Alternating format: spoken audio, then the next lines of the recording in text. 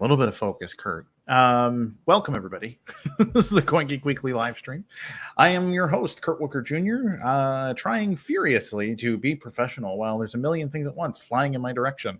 I've been immersed in a bunch of stuff the last week or so, and I got myself all tangled up playing with the token swap and Volt wallet ecosystem because mostly I want to understand it, and B, I also want to be able to explain it well. So that's that's the big stuff that I'm working on here, and I'm like freaking out trying to manage stuff to get myself into New York for CoinGeek New York coming up in just a couple weeks here. I know various people are like heading to places to quarantine and all kinds of other stuff to make that possible. And I'm basically doing the same. And I realized that I basically have a deadline coming up here that I didn't realize, which is funny because I also potentially have to move out of this Airbnb where I'm at on Friday because we've moved from Chicago to Florida. And I am also dealing with my real estate broker and trying to negotiate the closing date. And there's like a million issues with that. And then we've also got the Gorilla Pool, which I'm super excited about, but also don't have a whole lot of time for. But I think, I mean, literally all of these things are like crucially important. So yeah, so let me talk a little bit first about this token swap and Volt wallet thing. If anybody knows, well, okay, let's start here.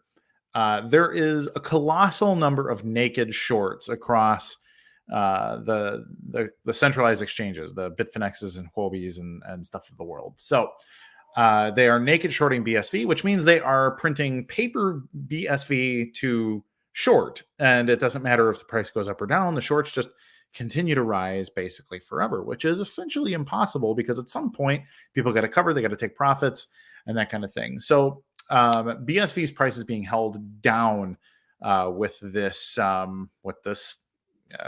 technique. If your books aren't public, then that happens. That's actually pretty easy to do.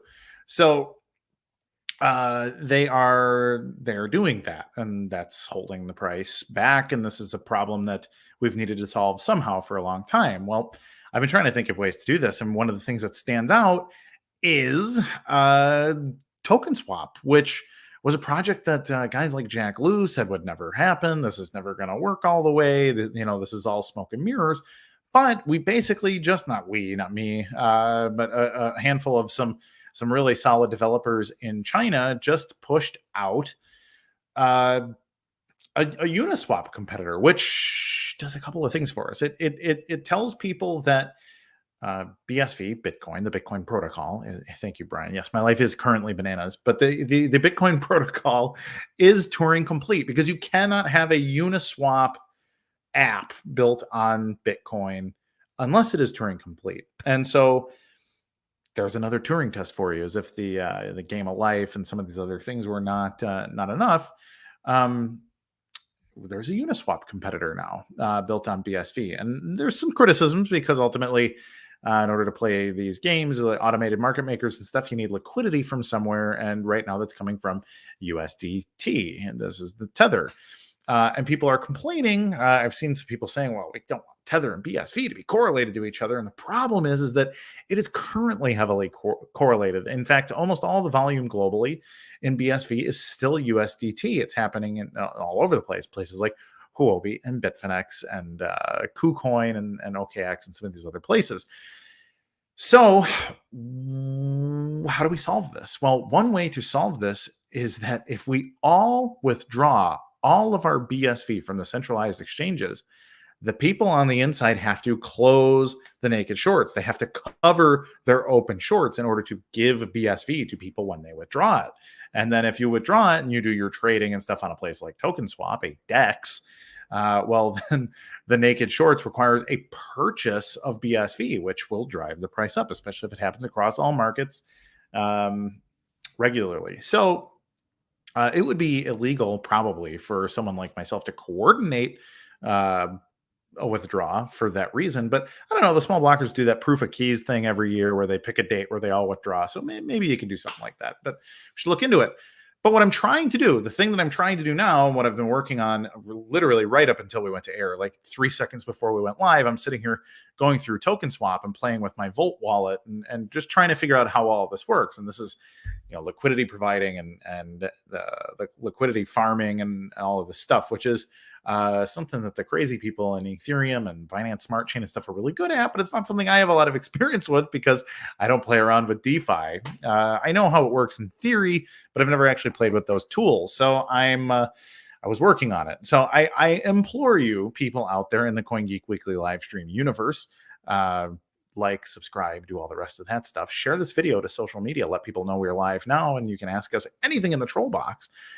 But please go test out the tools. I really would like a number of auditors out there, our private auditing audience, to go check out Token Swap and Volt Wallet and play with the tools and see how it works. It would be really, really good to know how people do with it. I have a question here from Henri de Trustenberg. What a name. What do you tell people who have been in the cryptosphere for 10 years and laugh when they hear BSV and Craig Wright? I don't know. People want everything to be about people, and they want everything to be about memes. And I frankly just let people know, like, hey, we can do like probably 100,000 transactions a second. It has a Turing complete stack. It's flexible, extensible, scalable, etc.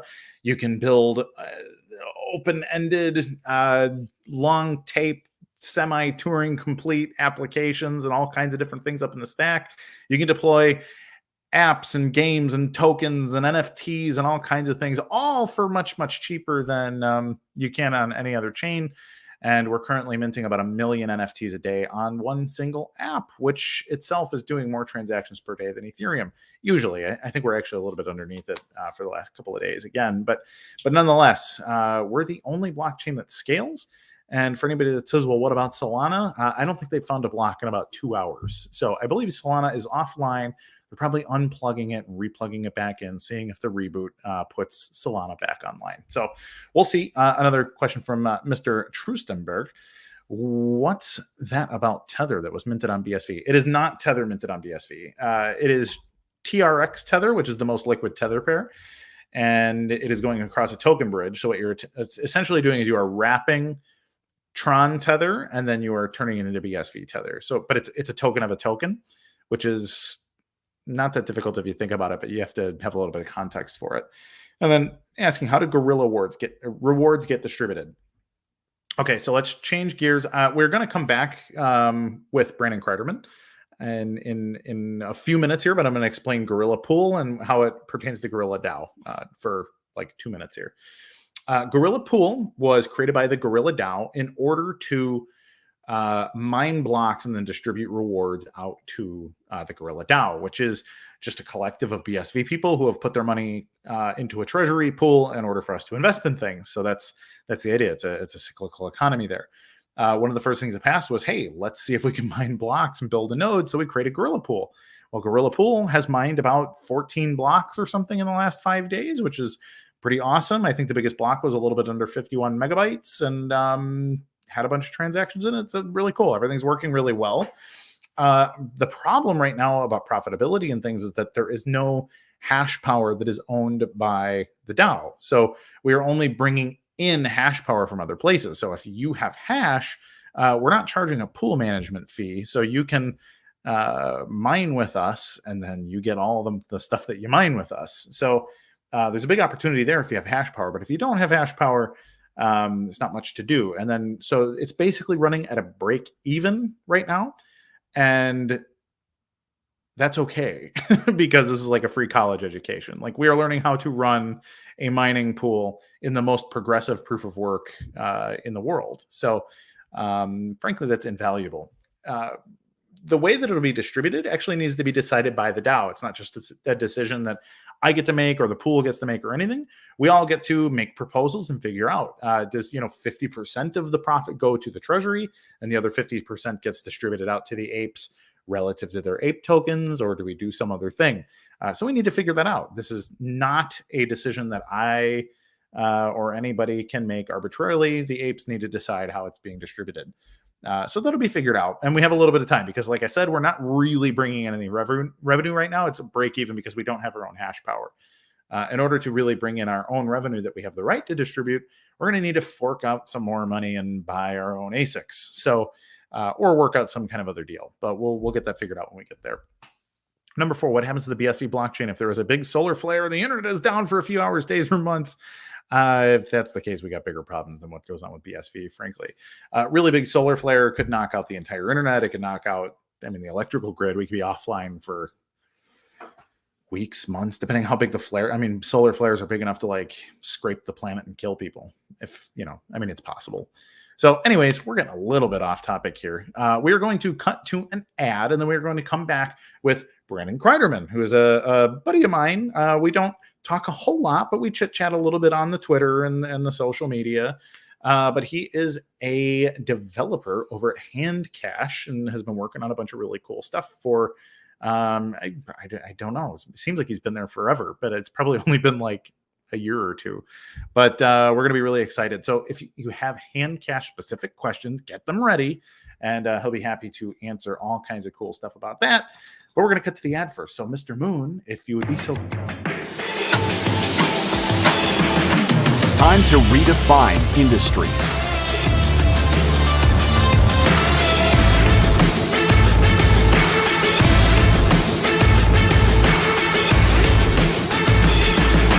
Time for the BSV blockchain.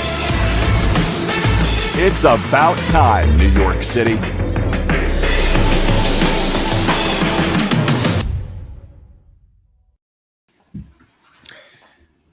What's up, Mr. Cryderman? How you doing?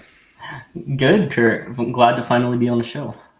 Absolutely. So let's start off a little bit of context if nobody knows who the heck you are, and I know who you are, but what makes you tick? How'd you end up at Handcash? What's your background? Let's tell that story first, please. Sure. I've been a big fan of Handcash since the very beginning. I remember when they came out with their first beta wallet and they were doing, phone to phone tapping with the transactions. I thought that was pretty cool.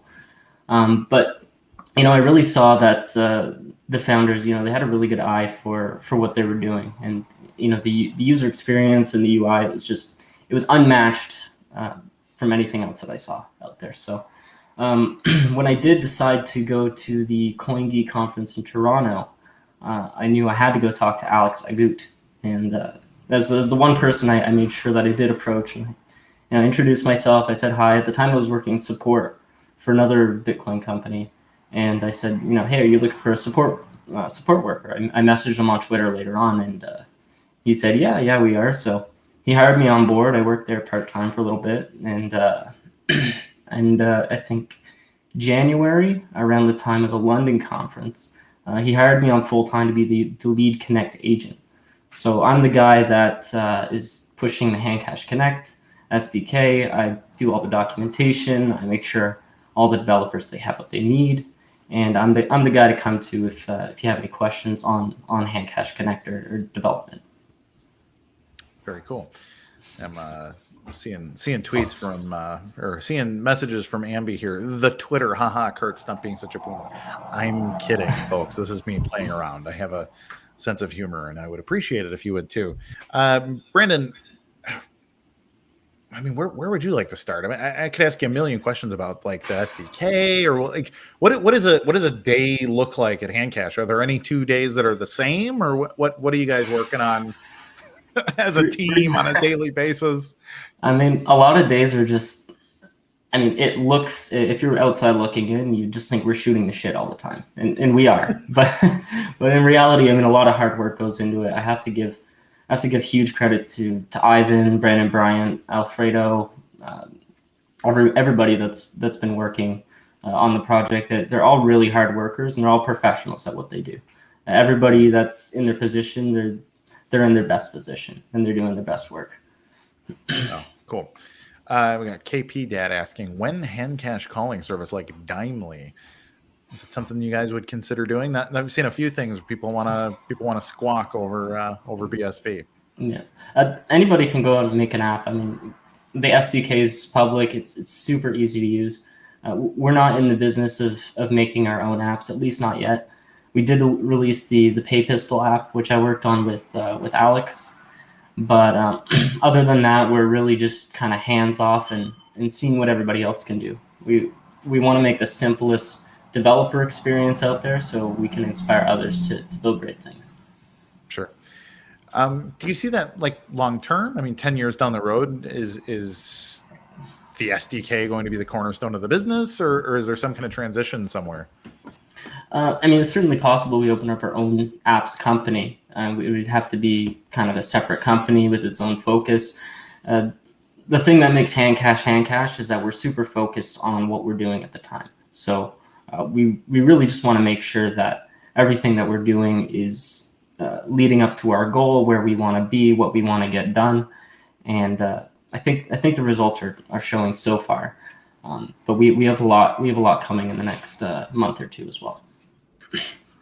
And I just had a total glitch there. I don't know if I disappeared for everybody, but the app seemed to crash in browser. So hopefully we're okay. Sorry, I'm confused now. Next thing.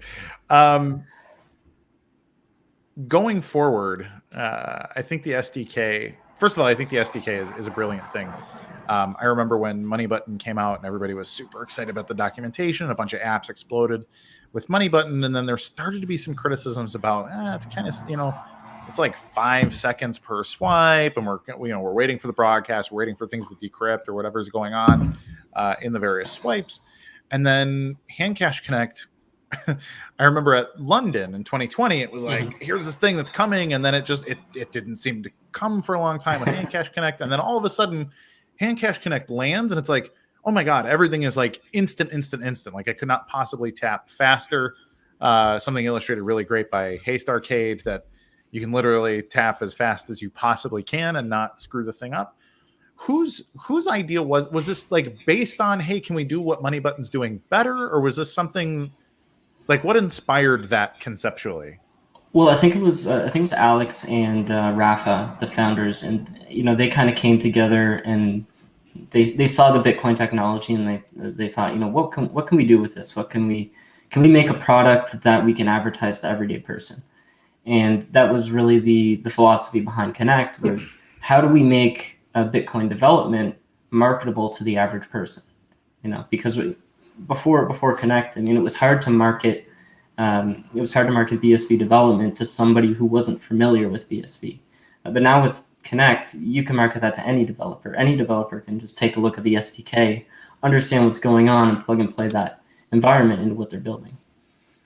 Yeah, it's fantastic. And I've heard from a number of people who have referred there. They're like, oh my God, I can't believe this is possible. I thought this blockchain stuff was much more complicated. So I think you guys deserve a ton of praise on that front for the work that you've done. One of the things that stands out about Handcash, and you've mentioned it actually, the focus. And Alex has been really public about this too, because everybody's like, "Hey, Alex, you need to do tokens. You need to do this. Why can't I do this with Handcash? Why can't I do that?" And I think one, it shows just how much people really like the interface generally. So, people want to stay in Handcash and also do all the things they want to do. Mm-hmm. But then also, it's funny because you see Alex handle everybody, the exact same way every single time and say, well, the reason you like Handcash is because, and it's because of this focus. And so I think that's really smart. But at some point, there's got to be token integration and stuff like that as people want to move that direction. And I know you guys are involved somehow in the Nifty Jigs thing. Yeah. But I think a lot of people probably aren't, like, they don't know what Nifty Jigs even really is yet, and then therefore don't know how you fit into that. So is there news there, or what is there to learn about that partnership? Right. Well, we were a little bit interested when Nifty Jigs first announced, but we were still very apprehensive about tokens. The biggest thing was we wanted to find a use case, and we saw tokens like, this is really cool technology, but what's the use case? What can I really do with tokens? And we just kind of sat back and we kept waiting, and then we talked to Nifty Jigs. I set up an appointment with Jack Lasky, a really smart guy, and he told me what he wanted to do, and he really wants to let's focus on this this digital goods service. And basically it's the idea is not about speculation. It's not necessarily about collectibles either. It's more you can have a digital asset, a digital good that's an in-game. It's verifiable. It's transferable between apps, and it uses this NFT technology in a really cool way. So we said, yeah, let's see what you guys can do, and we decided to make a run integration for Handcash, and we gave that exclusively to them for now. Very cool. Here's an interesting question. Juan asking, when will we be able to interact with Scrypt smart contracts with Handcash? So if we do allow that, it'll probably be our own kind of implementation. So if we see some really crazy use case coming out of Scrypt, which we are right now, we're taking a look at it. We have our eye on it. But if we see something that, hey, this use case can benefit all of our users, it can benefit all of our clients, then we'll probably take the Scrypt technology and package it into an easy to use feature for developers. Sure. Well, that's exciting. I think for me anyway, I mean, it's funny, every 3 or 4 months, I find myself saying like, ooh, no, that token technology is really, really interesting now. And like, it started first with Run, I think was the first time I saw a cool introduction for tokens on Bitcoin. And then it's gone a few different directions now. I really like Scrypt too. And now just today, because I was playing with the token swap and stuff, I'm like, the sensible Bitcoin is also very interesting. It's more complex, but it's also more flexible and some interesting stuff going on there. Yeah. So I'm wondering, well, it sounds like I know Nifty Jigs is going to be a run-based token. So is it something you guys had? Did you have any input on that, or was that purely Unbounded was going to go that direction and you've decided to go with them, or which way did that go? Well, something Jackson told us directly is he really liked our philosophy around how we're handling our infrastructure and how we're really just targeting use cases and the general demographic, and so we really lined up on that. We really synergized on that. So we thought you guys can cover this use case. We'll outsource this guys to you guys, and we'll really collaborate to make this a great UX experience. Sure. Yeah. Well, that makes sense. And they're working on Duro Dogs right now. I don't know if you saw the preview for that, but this is going to be you're going to have a tokenized dog on the BSV blockchain that you'll be able to feed, you'll be able to grow, you'll be able to level up. Similar to a lot of the things that CryptoFights is doing, but with dogs. No, I think it's cool. I mean, the things that we've seen, it always brings me back to 2017. I know it's a little bit cliche now, but it was CryptoKitties, which had Ethereum been capable of scaling, I think CryptoKitties would have been the thing that brought the world to the blockchain. Absolutely. And it just, it fell apart instantly. And then it brought into question, like, man, can any blockchain scale? And like, I'm curious to see. I mean, because I obviously have some hardware limits, latency limits, and things. We just haven't really discovered them on BSV yet. Discover which, what bottlenecks do we need to expand, basically. So I'm curious when an app like that, it could be Duro Dogs, it could be a combination of, CryptoFights and Duro Dogs and Nifty Jigs all had a really big day, and hey, we started to see, this and that on the network. But do you have any thoughts yourself on on what limitations that you see on the horizon, or from like a fundamental standpoint, like, hey, it would be really good for us if BSV would solve this problem in the next 2 years before our next big thing comes out? I would love to hear your thoughts as an engineer working in the wallet space for that kind of thing. Yeah, I mean, in terms of scaling, I mean, the miner infrastructure and everything going on over there, I don't see any issue. I don't think there's going to be an issue for a long time.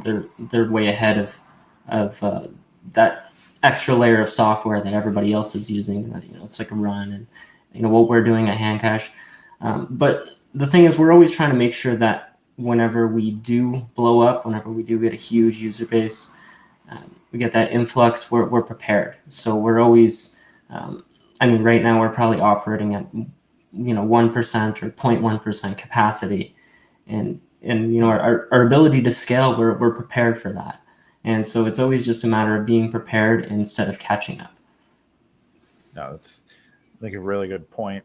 And then to that, sort of a tangential thing, Run, I know Run requires its own little bit of extra infrastructure. And a lot of people are, well, this will be solved by STAS tokens or whatever else. But what do you think of things like that? Do you think it makes sense to ultimately work our way lower into the UTXO level tokens, or do you think that's not really a concern? I have mixed feelings about it myself, so I'd be curious to hear your thoughts too.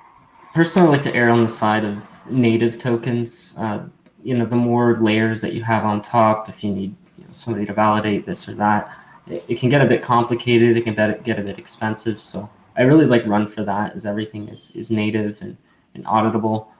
But in terms of scaling, from what I'm hearing from our other developers, is just a matter of getting things a bit more peer-to-peer in terms of their infrastructure, and once that happens, it can scale a lot more from what I'm hearing. Sure. Here's an interesting question. Casey Hamilton, who is first of all, a dear friend, and second of all, a very loyal viewer of the show. So Casey, hi, thank you. Asking, when referral link for Handcash? And this is something I think Alex has hinted at a little bit too. So I'd be willing to bet I'm pretty close to one of the time. Probably not anywhere near Satoshi, but I bet I'm up there in like the top 10. So I would love to know if there's referral stuff coming for Handcash.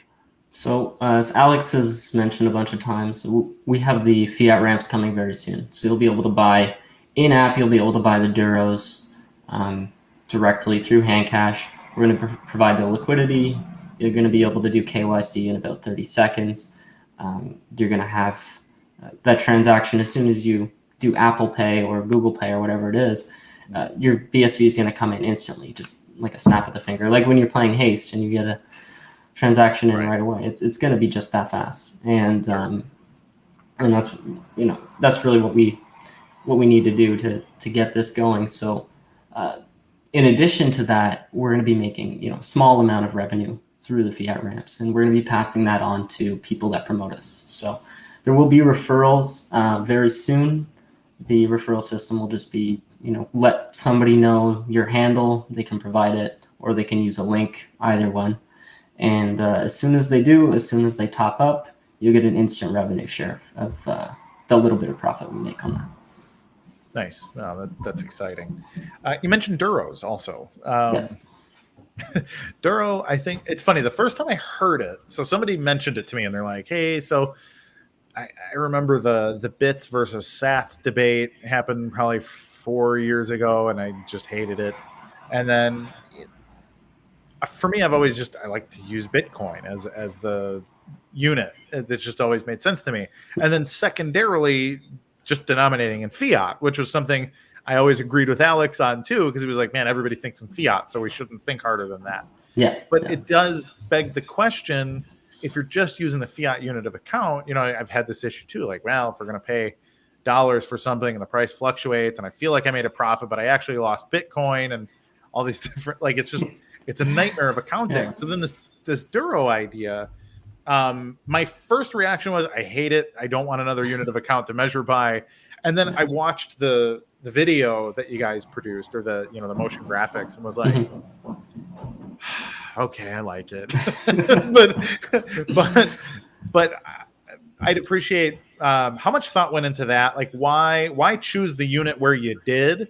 Walk us through Duro. What the hell is a Duro if I have no idea what we're talking about? Right. Well, I can give you a bit of background. I was working with support a little bit early on, and a big thing that we got was people would message me and they would say, hey, it looks like I received 3 pennies, but I only have a balance of 2 pennies.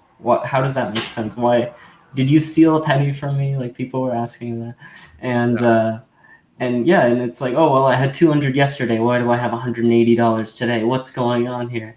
So for the average person, it's super confusing. Nobody really understands. And the simple fact is, we're not using dollars. We're not using fiat, right? So for us to put that into the UI, it's confusing, and it's a little bit dishonest, right? Because it's not what it is.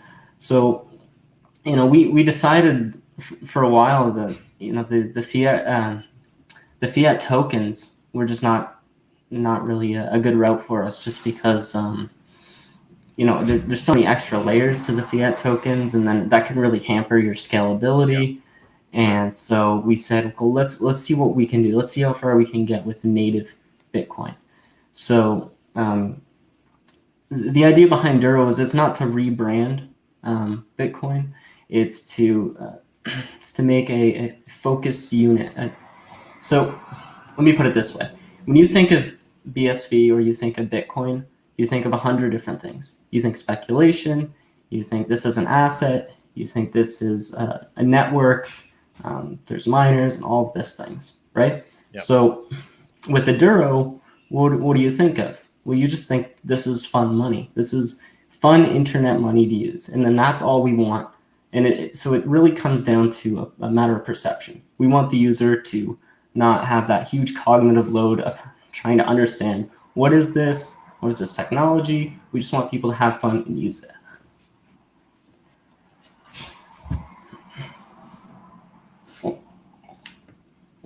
I'm muted. Sorry. Oh. My bad. Totally me. So my kid is crying in the background in the far room. So if I leave it unmuted, Okay. You're probably going to hear him, and everyone's going to wonder what the hell is going on in my house. But anyhow,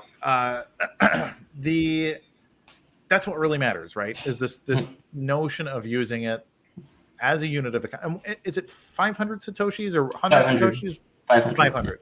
Yeah. And like it's such a simple thing in your mind to accumulate Duros, because it's, whatever it is, it's a 100th of a penny or a 1,000th of a penny or whatever it is. It's about a 10th or maybe 20th right now. Is it well, right, and it fluctuates, but yeah. It's this account where in fiat doesn't really make any sense to even consider. In fact, it's probably more intellectually confusing than anything. Yeah. But if you account for it, ultimately it trains people to account for it, and then like that's the long-term goal, right? Is that these are units of account for all of these technical processes that we want to do. And then if you're a monetary activist, which I do consider myself a monetary activist still, is that like in theory, Bitcoin should be a money unit of account that has so much liquidity that it doesn't fluctuate against, fiat numbers any longer. So at some point, I'd like to think there could be a switch, but may not happen in our lifetimes, but I guess we'll see. But was there any of that in there too? Like, I know the Lightning Network people are always like, we're just do everything in sats because that's what actually matters. And is that something? Was it a little bit political for you guys, or not really? Well, we're far away from that, Kurt. It's going to be quite a few years, I think, before we see that. But hopefully someday we will. Really, what it came down to was, 500 sats is a good amount for nano payments. At the time, it was close to the dust limit. I think it was below the dust limit, but the dust limit went down to like 140. Anyways, we figured nobody cares about anything under 500 sats at this point. So let's denominate in 500 sats, a 1/10 of a penny. No one's going to care if they get a 1/10 of a penny, but if they get a Duro, they might be a little bit more excited. So This way we can do nano payments. We can control the perception and make sure that people are actually seeing value in this unit versus a 0.00005 BSV, which just does not look good in the UI. We've tried it; it just doesn't. I'm sure. Yeah. Well, that's cool. So, what are you excited about? Is there anything coming up that you really are like jazzed? I mean, you probably can't tell me, but what's the thing you're most excited about? Maybe that we know about. I know it's fiat ramps and some of this other stuff, but like, what do you think is the game changer here? Well, I mean, you saw our partnership with Nifty Jigs and Ron in the tokens, and that's not just because we wanted to do it, which we definitely did, but because we feel that we're going to have a demographic for that, and mainly what we're doing is we're shaping Handcash to push its way through into the gamer demographic, the esports demographic, and we're really going to be pushing in that direction because that's where we feel we're going to get the most users in the next little while. Sure. So we're pushing with that. We're working closely with Haste to make sure they have everything they need, that their user experience is good, their customers are happy, and their developers are happy. So we're really working with everybody gaming and really trying to form tight, close partnerships and push everything forward. Oh, that's exciting stuff. Who deserves a shout out? Like, who do you think doesn't get enough credit and probably should? Maybe not even at Handcash, but is there anybody out there who deserves a, like, hey, you're doing a good job? I would say Rafa. I don't know if most people know who Rafa is. I didn't even know who Rafa was when I joined Handcash. And Alex is like, yeah, talk to this Rafa. I'm like, who's this guy? He's the co-founder and he's been the CTO since the beginning. And he's very firm. He makes sure that he keeps everybody in line, because we all want to do all these crazy things, but in the end, we only have so many developer resources. So Sure. He keeps everything like that in check, and Handcash wouldn't be anything what it is today without that. And again, I would also have to say Ivan, big shout out to him, because he's been there from the beginning, and he pretty much built our entire cloud. So and big props to him and all of our developers. Really, they've been killing it. In their respects. But also give one more shout out to the guys at Haste, because as soon as we dropped our SDK, they saw what we were trying to do. They figured out a business model really quickly, and they're doing everything they can to build a business on top of that. And huge shout out to them for really just taking what we have and making something amazing with it. Yeah, absolutely. I keep seeing Alex keeps trying to post that question from Baltazar. What's the timeline on fiat ramps? I know it's coming soon, but is this something we should expect by like end of year or sooner or later? Definitely sooner. We actually have a deadline coming up tomorrow for a certain license. We have all of the software built. All the software is ready to go. So it's really just turnkey at this point. Once we get the licenses approved, we can go ahead. We can open up in Europe. We're going to be opening up in Mexico, and we're going to be hitting, I think, about 20 states eventually. Probably like a month after everything else, we'll hit about 20 states. And the idea and the goal is to eventually get fiat ramps, both on ramps and off ramps, so that people can put their money in and take their money out. And Handcash really just kind of becomes an extension of your bank versus a bank. Like, we're not a bank. And, right. Yeah. Well, very cool. Anything else? We should probably wrap up. I actually need to end the show slightly early because I need to take over the kids, and wife has to do some other stuff. So anything else you want to cover before we do a little goodbye? Yeah, just a bit of a call to action to anybody that is a gamer or a game developer, or knows any game developers. Put them in touch with me. Check out the Handcash SDK.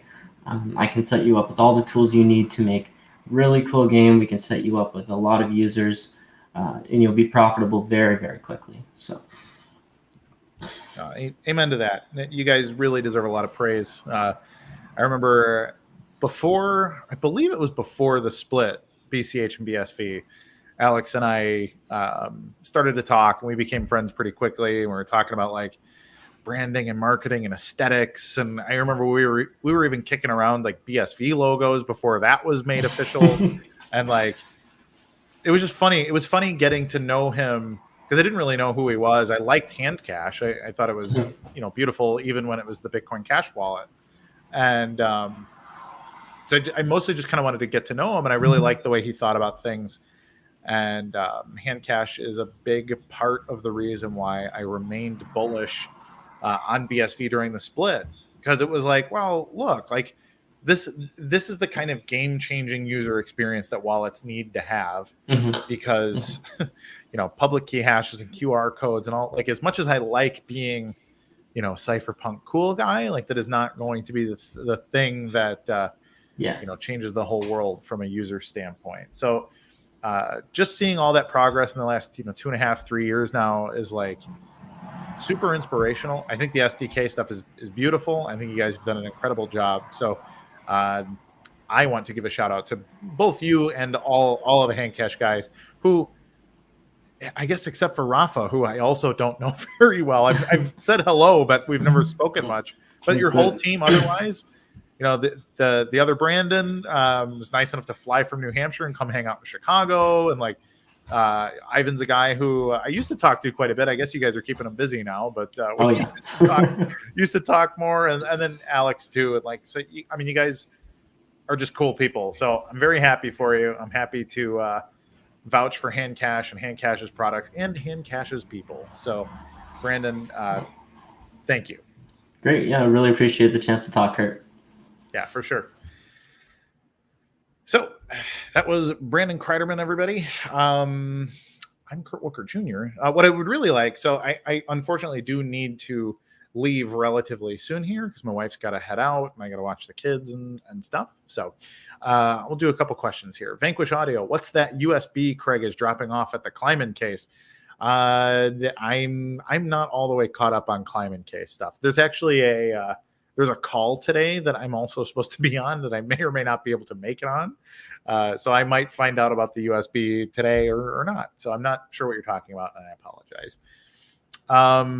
Also, this show really requires viewership and sponsorship and everything else. So I'm going to ask, I'm sure everybody watching has done this already, but if you haven't, if you could double check, if you could like, subscribe, please share the videos, and please comment on the videos too, especially after they post. The YouTube algorithm really appreciates it when people engage with the stuff organically. So if you can share the stuff with your friends, it really, really helps. And, crucial step. We're trying to get the word out, trying to answer people's questions, trying to bring in the newcomers and let them know that, hey, those BSV people are really, really helpful. All that being said, I'm going to be in New York, at least assuming I get all my paperwork figured out, which might be a nightmare because I've got paperwork spread across 2 states and 1,500 miles worth of storage facilities. So hopefully I don't get snagged on something. But we'll be in New York City for the CoinGeek conference. If you would like a link to a coupon, send me a DM. I could probably get you a discount if you ask me really, really nicely, and get through a little bit of a process here. But I can help you out, especially if you're struggling and would still really like to go. So the coupon code, and if you want to earn money, also you get people to sign up using Tonic Pow. You get 10% of the ticket sale. So if you're looking for a good way to make $15 or whatever, I think the minimum ticket price is $150 unless you have a coupon right now. So you can earn $15 every single time that you sell a ticket. So that's it. I'm gonna wrap up. I'm gonna go save the wife, save the kids, and do a bunch of paperwork and reading and research and all the other stuff that I do as CoinGeek's official chief Bitcoin historian and all the other crazy stuff I do. Go mine with Gorilla Pool. If you have any hash power, we'd appreciate it. GorillaPool.io. If you don't have that, then of course you can join the Gorilla DAO at ape.capital. Join in, vote, mine with your dollars essentially, and don't forget to withdraw your money from Bitfinex and all the other exchanges, because then they can't short us so hard. They have to buy the BSV to cover the shorts. Put it on TokenSwap, I think. I haven't audited it, and I don't even think it's open source. But you shouldn't leave your BSV on an exchange anyway. So that's it. I'm Kurt Wuckert Jr., CoinGeek Weekly live stream. I'm done. Alex, if you're going to play an ad or you're just going to cut it off.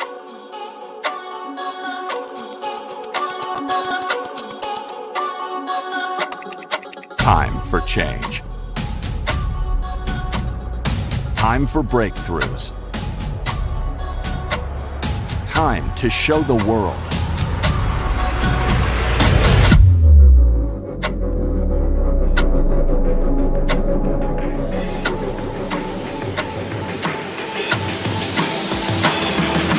Time to redefine industries.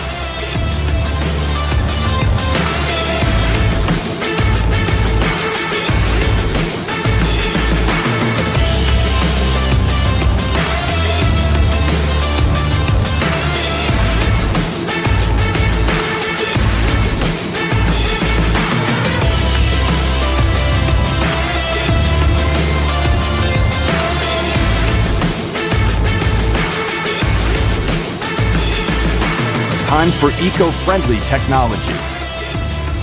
Time to look for value through utility. Time for individual data ownership. Time for a universal source of truth. Time for an immutable data ledger. Time for the BSV blockchain. It's about time, New York City.